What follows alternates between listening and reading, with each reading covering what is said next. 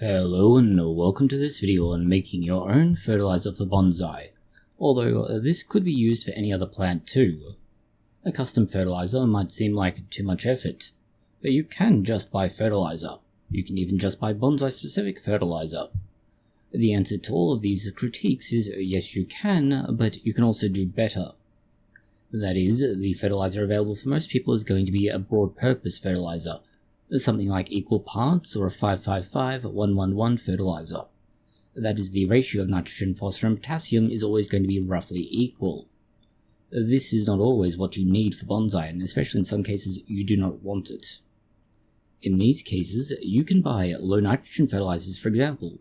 Of course, being at least somewhat of a specialist item, you will pay a premium for that.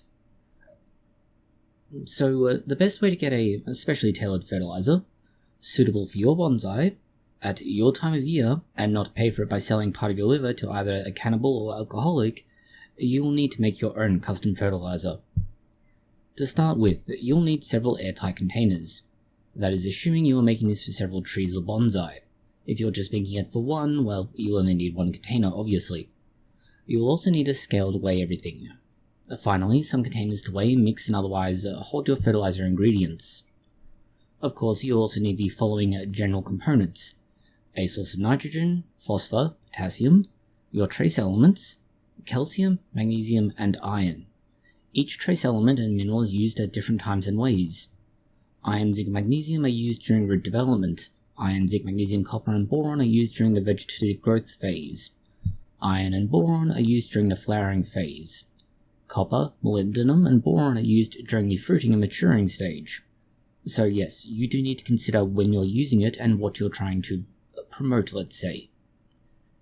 Now you have a range of ingredients and need to decide what to do.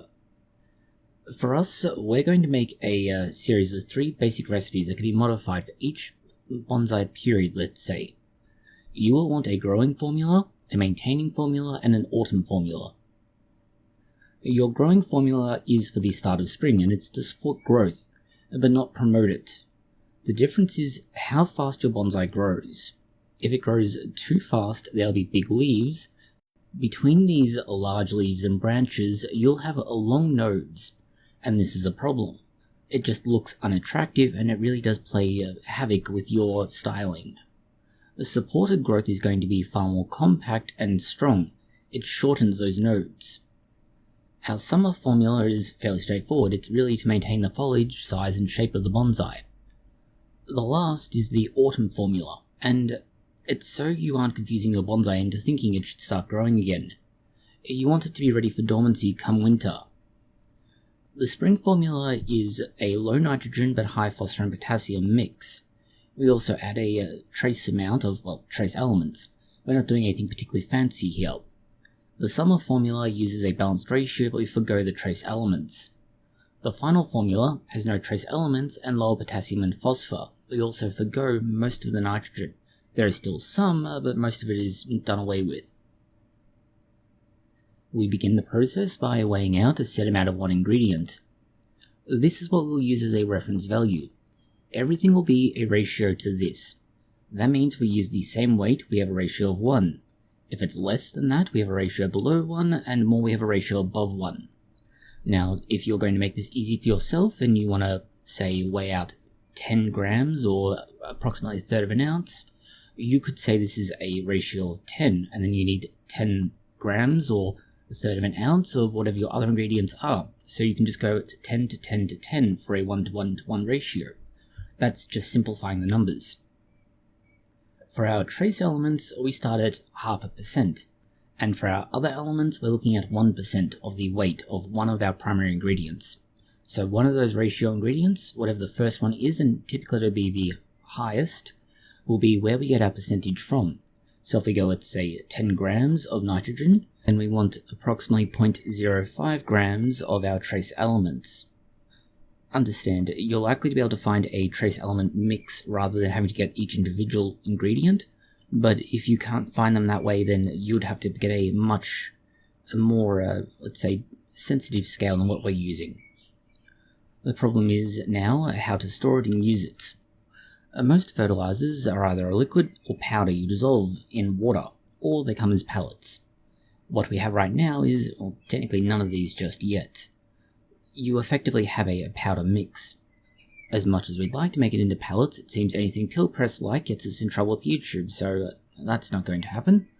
It would be the most practical and convenient way to make this as an easily measured and administered fertilizer, especially if you add something like diatomaceous earth or similar as a bulking agent to create a slow-release version, but, well, we can't do that, so this leaves us with the next best option, dissolving it in water as needed when we're using it. Now this does create a slight hiccup. It means we can't use anywhere near as much and we can't use it as a slow-release fertilizer. We will need to apply it every other week in a much more dilute format than what we'd otherwise want to. Now we need to discuss the modifications for the different species, or at least in broad terms. Mostly because there are so many species, this will be an encyclopedia, not a video where we try. We will simply create 5 groups: flowering and fruiting, leafy, woody, acid-loving, and finally we have the repotting fertilizer mix, or supportive mix. A flowering bonsai will need less nitrogen at all times. They do need more phosphor. This will help with flowers. While we continue to tweak our base formula, the current state is a ratio of about 3 to 20 and then 20. A leafy bonsai need more nitrogen, but not an excessive amount. In fact, arguably, nitrogen is one of those things where you want to avoid too much. And it's because too much nitrogen can create issues. They can be fixed, but, well, why fix what can be avoided in the first place? Our ratio is 8 parts nitrogen, 6 parts phosphor, and 4 parts potassium. Woody bonsai need even less nitrogen, phosphor, or potassium again. In fact, they require less support overall, but they do need some other ingredients, such as trace elements. So we drop this down to a roughly 2-to-2 ratio for nitrogen, phosphor, and potassium.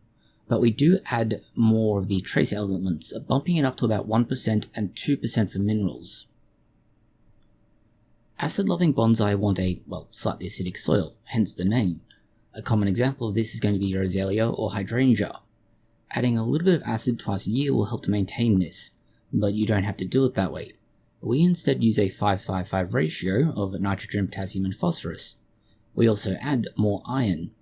The iron will help to acidify the soil. If you add less iron, the soil will be made less acidic. Now you can, to an extent, counteract this with the use of something like, say, calcium. Mostly calcium carbonate, essentially chalk. And that would obviously have the opposite effect of making a more basic or alkali soil mix. Lastly, we have our supportive fertilizer, primarily intended for repotted or recently potted bonsai. We want a mostly balanced formula for the most part, so we're essentially using a 1-to-1-to-1 ratio, but we're going to adjust the minerals and trace elements. There will be, ultimately, once we tweak this our final way, less nitrogen in the mix. Probably something closer to a 2-6-6 formula, but we've yet to get that exactly right.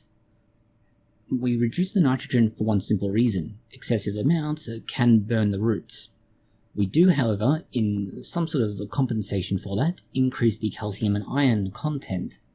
It's important to note, and this is something that we're working through with it, that nitrogen, as long as it's at the same ratio as everything else and added in a dilute format, shouldn't harm the roots. But, given that this is intended to support growth, we want to maximize the return, not just achieve the status quo. This is how you can make your own custom fertilizer for each tree that you're growing. It is a way to take your bonsai care to another level. For some, this might just seem like too much work. For others, they may find that making a general use fertilizer for different times of the year is kinda helpful. For others, you may wish to embrace the process in full, or you could be reenacting scenes from Breaking Bad. We won't judge. But nonetheless, you can see how you can relatively easily do this. It's not overly complicated. Admittedly, getting some of the ingredients can be a bit more challenging, but there are ways around most of the problems. Some of them are just searching online, others require you to be a little more creative. Thank you for watching this video. If you have found it interesting, consider liking, sharing, and subscribing. And please do post any comments, questions, or suggestions you have below.